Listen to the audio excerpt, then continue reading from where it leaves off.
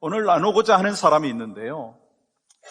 그 사람은 예수님의 친동생이면서 야고보서를 기록했던 야고보 사도입니다. 그는 자신의 형이었던 예수님과 함께 살면서도 예수님 믿지 못하고 배척을 했지만 그 부활하신 예수님을 목격한 후에 부활의 증인으로 예수님을 따르게 되었습니다. 또한 야고보는요, 행함이 있는 믿음을 강조하는 책인 야고보서를 기록을 했어요. 여러분, 야고보서는 믿음의 교리를 강조하기보다는 이 사랑을 실천하고 믿음을 실천하는 크리스찬다움의 행위를 강조하고 있는 책인 것을 여러분과 우리 모두는 잘 알고 있습니다. 그래서 앞으로 몇 주간 동안 이 야고보서를 통해서 우리의 믿음을 좀 점검해 봤으면 좋겠어요. 그리고 또한 믿음을 어떻게 삶으로 드러낼 것인가, 믿음을 삶으로 드러낼 것인가라고 하는 것을 같이 나누기를 원합니다. 우리가 이 성경을 연구하는데 가장 효과적인 방법 중에 하나가 있다면 그 책의 백그라운드를 이해하는 거예요. 쉽게 말하면 이 책을 쓴 사람이 누구이고 또 이 책이 누구를 향하여 쓴 책이고 또한 이 책의 목적이 무엇인가라고 하는 것을 연구할 때 그 백그라운드를 통해서 우리는 그 하나님께서 주시려고 하는 이 메시지가 무엇인지 훨씬 더 쉽게 이해할 수가 있고 또 저자가 의도하는 그 내용을 또한 더 많이 파악할 수가 있습니다.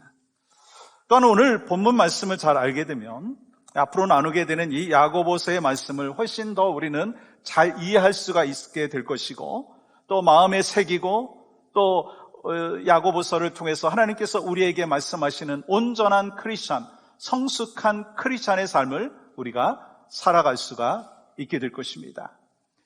여러분, 야고보서의 저자는 야고보입니다. 그런데 여러분, 신약 성경에 보면 이 여러 명의 야고보가 나오는 것을 아실 거예요. 이 세베대의 아들이며 요한의 형제인 야고보, 알페오의 아들이며 사도 중에 하나인 야고보, 그리고 오늘 예수님의 동생인 야고보가 나오죠. 이 마태복음 13장 55절 말씀은 이렇게 기록을 하고 있죠. 이는 그 목수의 아들이 아니냐, 그 어머니는 마리아, 그 형제들은 야고보, 요셉, 시몬, 유다라 하지 않느냐. 그러니까 오늘 본문에 나오고 있는 이 야고보는 이 예수님의 동생이죠. 그러면 이 야고보서는 누구에게 썼느냐는 거예요. 흩어져 있는 12지파라고 오늘 본문 1절은 기록하고 있습니다. 1절 뭐라고 기록하고 있어요? 하나님과 주 예수 그리스도의 종 야고보는 흩어져 있는 12지파에게 문안하노라. 그냥 유대인이라고 하지 않았어요. 흩어져 있는 12지파, 즉 팔레스타인 지역 밖으로 흩어져 살고 있는 12지파들에게 이 귀한 말씀을 썼다라고 하는 거예요. 우리가 잘 알고 있듯이 스데반 집사님이 순교한 이후에 이 예루살렘에 있는 크리스찬들은요, 참 많은 박해를 받게 되었어요. 그때 그들이 예루살렘을 떠나 흩어지게 되었습니다. 그들이 바로 또한 흩어진 12지파이고 또 흩어진 유대인 크리스찬들이다라고 하는 거예요. 그들은 로마의 이 박해를 피해서 이곳저곳 다니면서 몸과 마음이 많이 지치게 되었고 또한 무엇보다도 하나님과의 그 친밀한 교제가 많이 단절된 사람들이 있었습니다. 그래서 이 하나님께서는 야고보 사도를 통해서 그들을 격려하면서 이 주시는 메시지가 있어요. 믿음의 삶을 살기 위해서 필요한 것이 무엇인가? 그리고 여러분과 제가 이 믿음이 삶으로 나타나야 되는데 그것이 어떻게 나타날 수 있는가라고 하는 것을 말씀을 하는 것이죠. 그러므로 오늘은 야고보가 어떤 사람인가라고 하는 것을 통해서 여러분과 저도 이런 삶을 살아야 되겠다라고 하는 것을 같이 결단할 수 있었으면 좋겠습니다. 먼저 야고보는 어떤 사람이었느냐면 처음보다 나중이 더 좋은 사람이었어요. 그래서 우리가 이 야고보 사도를 통해서 깨닫고 배워야 될 것은 처음보다 나중이 더 좋은 사람이 되어야 한다라고 하는 거예요. 여러분, 독일 속담에 이런 말이 있거든요. 끝이 좋아야 모든 것이 좋다라고 하는 말이 있어요. 여러분, 시작도 참 중요합니다. 근데 끝이 참 중요하다라고 하는 거예요. 마무리를 잘해야 된다라고 하는 것입니다. 2023년 시작도 참 중요하죠. 결단도 중요하죠. 그런데 이 2023년을 마무리하는 이 10월, 11월, 12월이 또한 중요하다라고 하는 거예요. 여러분, 아무리 출발이 좋고 많은 업적을 남겼다 한다 할지라도 사람들이요, 마무리를 잘못하면은요, 오랫동안 기억하고 싶지가 않다는 거예요. 그러므로 무엇보다도요, 마무리를 잘해야 됩니다. 요즘에 아시안 게임 있잖아요. 그 운동선수들 시작도 중요한데요, 마무리를 또한 잘해야지 좋은 결과를 얻을 수 있어요. 또한 예술도 마찬가지입니다. 음악도 마찬가지예요. 그림도 마찬가지예요. 인간관계도 마찬가지입니다. 마무리가 참으로 중요한 거예요. 여러분, 믿음 생활은 어떻다고 생각하세요? 믿음 생활도 마찬가지입니다. 처음보다 나중에 훨씬 좋아야 된다는 거예요. 예수님 만나기 전보다 예수님 만난 그 후의 삶이 참으로 중요하다라고 하는 거예요. 근데 처음에는 뜨거운 그 마음으로, 뜨거운 믿음으로 살았었는데 식어진 그 모습, 그런 말을 사자성어로 뭐라고 얘기합니까? 용두삼이라고 얘기하지 않습니까? 그러므로 우리는요, 믿음 생활의 시작보다 세월이 지날수록 성숙해져야 된다는 거예요. 그렇기 때문에 야고보 사도는요, 야고보서를 통해서 영적인 성숙, 온전한 크리스찬의 삶에 대하여 말씀하고 있습니다. 여러분, 누구를 향하여 말씀하신다고요? 목사님 저에게 주시는 말씀이고 여러분에게 주시는 말씀인 줄 믿습니다. 예수님의 동생 야고보는 예수님께서 공생의 기간 동안에 예수님 믿지 않았어요. 아니, 자신이 이 메시아라고 주장을 하는 그 예수님, 그분에 대하여 마태복음 3장에 보면 동생들을 데리고 가갖고 형인 예수를 뭐라고 얘기합니까? 미쳤다라고 이야기하면서 잡으러 가는 것을 보게 됩니다. 여러분, 그렇게 누구보다도 가까이에서 오랫동안 예수님과 함께 살면서도 예수님 믿지 못했어요. 여러분, 야고보는요, 예수님의 말씀을 들었고 예수님의 삶을 직접 지켜보았음에도 불구하고 아직 변화가 되지 않았어요. 그런데 얼마 후에 상황이 완전히 바뀌었다는 거예요. 여러분, 고린도전서 15장 7절은 이렇게 말씀하고 있습니다. 같이 한번 읽어볼까요? 시작. 그 후에 야고보에게 보이셨으며 그 후에 모든 사도에게와 부활하신 예수님을 만나고 나서 비로소 예수님께서 하나님의 아들이라는 것을 깨달았다라고 하는 거예요. 그 후로는요, 육신의 형님이 아니라 자신의 주님으로 정확하게 이 야고보 사도는 고백하고 있습니다. 그리고 이 야고보는 예수님께서 승천하신 후에 제자들이 이 마가의 다락방에서 모여서 함께 기도할 때도 그곳에 있었고 그곳에서 성령을 받고 성령 충만한 은혜를 경험했다는 거예요. 여러분, 이렇게 부활하신 예수님을 직접 만났기 때문에 완전히 달라졌다는 거예요. 여러분, 야고보는 부활하신 예수님을 만난 뒤에 회심을 했어요. 그동안 도저히 이해할 수 없었던 형이었어요. 때로 미워하기도 했었던 형이었어요. 때로는 정신병자 취급을 했었던 그런 형이었지만 부활하신 예수님을 만나고 난 뒤에 완전히 달랐다는 거예요. 어떻게 달라졌습니까? 야고보는요, 야고보서 1장 1절에서 자신을 이렇게 소개하고 있는 것을 보게 됩니다. 뭐라고 소개합니까? 같이 한번 읽겠습니다. 시작. 하나님과 주 예수 그리스도의 종 야고보는 흩어져 있는 12지파에게 문안하노라. 야고보는요, 여기에서 자기의 신분, 자기의 지금 시츄에이션이 어떤 존재인가라고 하는 것을 이야기하는데 예수님의 종이라고 분명히 고백하고 있어요. 과거에는 이 자기가 예수님의 동생이었지만 부활하신 예수님을 만난 이후에 자신이 바로 예수님의 종이다라고 고백하고 있어요. 여러분, 야고보는 부활하신 예수님을 만난 뒤에 회심을 했고 그의 속사람이 변했고 삶이 변했다라고 하는 거예요. 그리고 야고보는 그 예루살렘 교회의 지도자가 되어가지고 이 교회를 핍박하던 사울이 부활하신 예수님을 영접하고 사도의 길을 걸어갈 때, 그리고 사도들이 바울을 받아들이기 힘들어할 때 바울을 어떻게 해줘요? 인정하는 것을 보게 됩니다. 또한 사도행전 15장의 말씀에 보시면 유대인과 이방인들이 이 화합을 위협하는 큰 이 분쟁이 있을 때 야고보는요, 사도 바울을 지지함으로 인해서 오직 믿음으로 구원받는 복음의 최초의 확증자가 되었다는 거예요. 그리고 야고보서의 저자가 되었고, 어떻게 믿음으로 살 수 있는지에 대해서 말씀하고 있고, 그리고 우리가 어떻게 온전한 크리스찬으로 살아갈 수 있는지 거기에 대해서 말씀하고 있습니다. 사랑하는 여러분, 믿음 생활은요, 처음보다 나중이 중요합니다.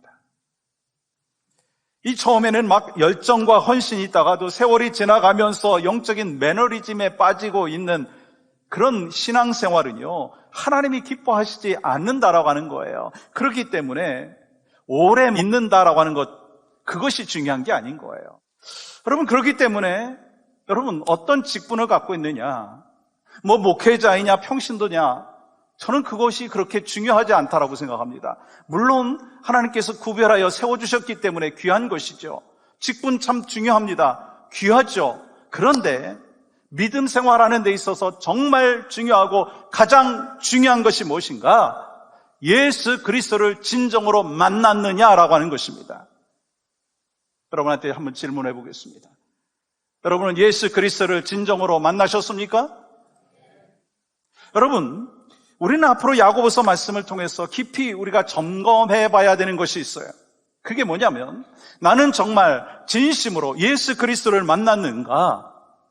예수 그리스도를 머리로 알고 지식으로 알고 거기서 끝나는 것이 아니라 인격적으로 만났는가라고 하는 것에 대해서 한번 점검해 보려고 하고 있습니다. 여러분, 또 한번 질문해 보겠습니다. 여러분은 인생의 주인이 누구이십니까? 예수 그리스도가 여러분의 인생의 주인이십니까? 여러분의 명의로 된 그 차, 여러분이 살고 있는 집, 여러분의 직업, 여러분의 사업, 모든 것이 주님의 것인 것을 여러분 인정하십니까? 아니, 다시 질문하겠습니다. 여러분의 자녀, 여러분의 생명, 여러분의 미래까지도 주님의 것인 것을 인정하십니까? 여러분, 우리가 믿음 생활을 하면서 참된 평안이 없고 감사와 기쁨이 없고 하나님의 은혜를 경험하지 못하고 있다면 그것은요, 영적인 매너리즘에 빠져있는 그 상황이라고 하는 것입니다.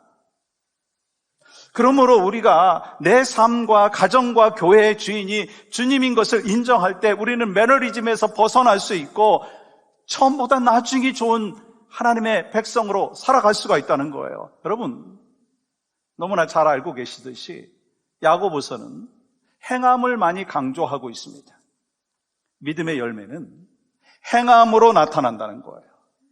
모든 행함은요, 어디서부터 시작되는가? 다른 게 아니에요. 예수 그리스도를 나의 주인으로 고백하고 내가 주의 종인 것을 인정하는 데서부터 시작되어진다라고 하는 것입니다. 이것이 야고보서를 통해서 우리에게 주시는 메시지예요. 야고보는 혈육의 정을 넘어가지고 부활하신 예수 그리스도를 만났기 때문에 나는 주님의 종입니다. 예수님의 종입니다. 그렇게 선포하고 있는 거예요.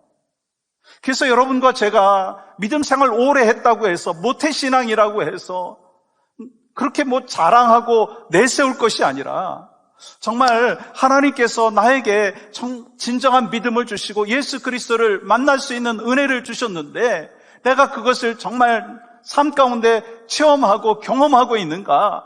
내 인생의 주인이 오직 예수 그리스도 한 분이다라고 하는 것을 분명히 인정하고 있는가? 내 자녀가 귀하고 물질이 귀하고 모든 것이 귀하지만 이 모든 것이 하나님으로부터 왔다라고 하는 것을 인정하며 살고 있는가? 목사인 저에게 주시는 말씀이고 여러분에게 주시는 말씀이에요. 이 야고보 사도를 통해서 우리에게 주시는 이 메시지가 무엇입니까?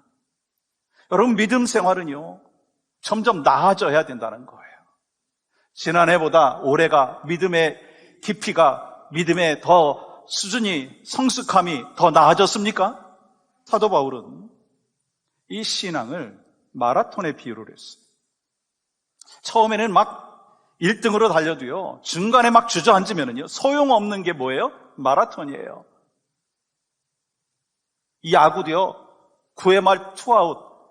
그 상황이 또한 중요한 거예요. 축구도 전반전도 중요하지만 마지막까지 끝까지 잘 싸워야지, 운동 경기를 해야지 승리하게 되는 것입니다. 그러므로 우리 모두 하나님께서 허락하여 주신 믿음, 정말 성령 충만한 가운데 놓치지 말고 변하지 아니하고 끝까지 달려감으로 인하여 날마다 성숙해짐으로 인해서 어제보다 오늘이, 과거보다 지금이, 처음보다 나중이 하나님이 보시기에 더 나아지는 복된 삶이 우리 모두에게 있기를 주님의 이름으로 간절히 축복합니다. 두 번째는 우리 기둥과 같이 든든하게 세워져야 한다는 거예요. 야고보는 기둥과 같이 든든하게 세워진 하나님의 사람입니다. 이 야고보는 부활하신 예수님 만났고 회심한 후에 예루살렘 교회 최고의 지도자가 되었습니다. 여러분 말씀드린 대로 야고보는요, 예수님의 제자가 아니었고 12 사도 중에 포함되지도 아니하였습니다. 그런데 어떻게 최고의 지도자가 될 수 있었는가? 갈라디아서 2장 9절은 이렇게 말씀하고 있습니다. 또 기둥같이 여기는 야고보와 게바와 요한도. 이 부활하신 예수님 만난 후에 교회를 섬기고 헌신하는 일꾼이 되었습니다. 그래서 바울은요, 야고보가 베드로와 요한과 함께 예루살렘 교회 기둥같이 여김을 받았다고 기록하고 있습니다. 여러분, 기둥의 역할이 무엇인가요? 지금 이 교회 예배당 안에도 기둥들이 여러 개가 있는데 기둥의 역할이 뭐죠? 건물을 쓰러지지 않게 하고 흔들리지 아니하도록 버텨주는 거예요. 그렇기 때문에 이 야고보는 모든 성도들과 사도들에 의해서 교회에 꼭 필요한, 있어야 되는 기둥과 같은 사람이라고 인정을 받았다라고 하는 거예요. 그러니까 이 야고보는 교회가 여러 위기 가운데도 있을 수 있었는데 자기의 위치에서 흔들리지 아니하고 자기의 몫을, 그리고 책임을 든든히 감당하는 일꾼이 되었기 때문에 중요한 그 문제로 열린 그 예루살렘 공회의 의장의 역할을 맡았다고 하는 거예요. 다시 말하면 야고보는 초대교회 기둥이었습니다. 여러분, 야고보는 교회 지도자로 세움을 받고 교인들로부터도 기둥 같은 사람이라고 하는 존중을 받았다고 하는 거예요. 그런데 그가 흩어진 주의 백성들을 위로하고 권면하기 위해서 뭐라고 자기 자신을 고백하느냐면 나는 하나님과 예수 그리스도의 종이다 라고 소개하고 있어요. 여러분, 그는 초대교회에서 누구보다도 내세울 만한 그 포지션에 있었던 사람입니다. 그리고 다른 사람들은 야고보를 교회 기둥이라고 여겼지만 그는 자기 자신을 기둥이라고 소개하지 않았습니다. 그리고 이 자신을 예수님의 동생이라고 내세우면 좀 더 쇼업할 수 있지 않겠습니까? 그런데 그것도 말하지 않았습니다. 그러나 그는 자신을 오직 하나님과 예수 그리스도의 종이라고 소개하면서 믿음을 삶으로 실천하는 그 인생의 여정을 걸어갔습니다.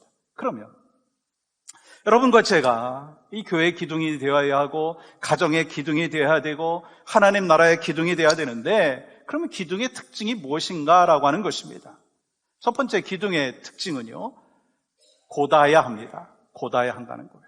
왜냐하면 이 곧고 똑바로 뻗은 그 나무만이 이 중심을 바로잡고 건물을 바르게 지지해 줄 수 있기 때문인 것입니다. 그리고 곧은 기둥이 있을 때 안전하고요, 흔들리지 않아요. 이 비바람이 와도요, 눈보라가 쳐도요, 똑바로 서 있는 기둥이 있으면 건물은 흔들리지 않았습니다. 근데 곱아져 있든지 꼬이든지 삐뚤어져 있으면 그 나무는 기둥으로 쓸 수도 없고 썼다가는요, 건물을 망가뜨릴 수가 있다는 거예요. 마찬가지예요. 여러분과 제가 가정을 세워나가고 교회를 건강하게 세워나가고 하나님 나라의 확장을 위하여 쓰임받는 믿음의 기둥이 되기 위해서는요, 삐뚤어진 생각, 삐뚤어진 말투, 삐뚤어진 행동을 하면 기둥이 될 수 없다라고 하는 거예요. 여러분, 그런 사람이 만약에 교회의 기둥이 되면 어떻게 되겠어요? 교회가 하나님 앞에 영광이 될 수가 없다라고 하는 거예요. 부정적인 시각, 부정적인 생각, 부정적인 행동을 하는 사람은요, 삐뚤어진 나무와 같습니다. 그런데 교회에도 그런 사람이 있을 수 있습니다. 부정적인 생각으로, 부정적인 행동으로, 부정적인 말로 살아갑니다. 여러분, 그렇게 이 교회를 섬긴다면 여러분, 교회를 삐뚤어지게 만들 수도 있고요, 교회 안에 분쟁을 일으킬 수도 있고요, 기둥들을 흔들어 놓을 수도 있다라고 하는 거예요. 그래서 기둥은 곧아야 합니다. 하나님의 뜻에 합당한 삶을, 그리고 말을, 생각을 해야 된다는 것이죠. 두 번째로 기둥은요, 이겨야 합니다. 이겨야 한다는 거예요. 여러분, 요한계시록 3장 12절의 말씀은 이렇게 기록하고 있습니다. 이기는 자는 내 하나님 성전의 기둥이 되게 하리니. 여러분, 신앙생활 하다가 보면 어떤 일이 벌어집니까? 참 여러 가지 시험과 환난이 찾아옵니다. 이러한 것들을 잘 이겨나야만이 교회의 기둥이 될 수 있다는 거예요. 여러분, 배의 돛은요, 해변가에 그 숲에 많은 나무 가운데 가장 앞쪽에 있는 나무를 사용한다고 하더라고요. 왜냐하면 이 수많은 비바람을 이겨낸 그 나무가 강했기 때문이라는 거예요. 여러분, 신앙생활 하다 보면 여러 가지 시험을 만나게 되죠. 그건요, 예외 없이 찾아옵니다. 여러분만 시험이 있는 줄 아세요? 저에게도 시험이 있어요. 그때 하나님의 도우심을 믿고 견디고 이기는 사람은요, 교회의 기둥으로 견고하게 세워질 수 있고 쓰임받을 수 있습니다. 근데 시험을 견디지 못하고 그리고 넘어지고 쓰러지면 그 사람은 결코 교회의 기둥이 될 수 없고 가정의 기둥이 될 수가 없어요. 아버지가 돼가지고 어머니가 돼가지고 작은 바람에도, 작은 이 어려움에도 막 흔들리고 넘어가면 애들이 어떻게 엄마 아버지를 믿을 수가 있겠습니까? 교회도 마찬가지예요. 세 번째는요, 기둥은 다듬어져야 합니다. 기둥은 다듬어져야 돼요. 기둥으로 쓸 만한 그 나무를 선택을 하면은요, 모든 가지를 쳐내가지고 몸통만 사용을 하더라고요.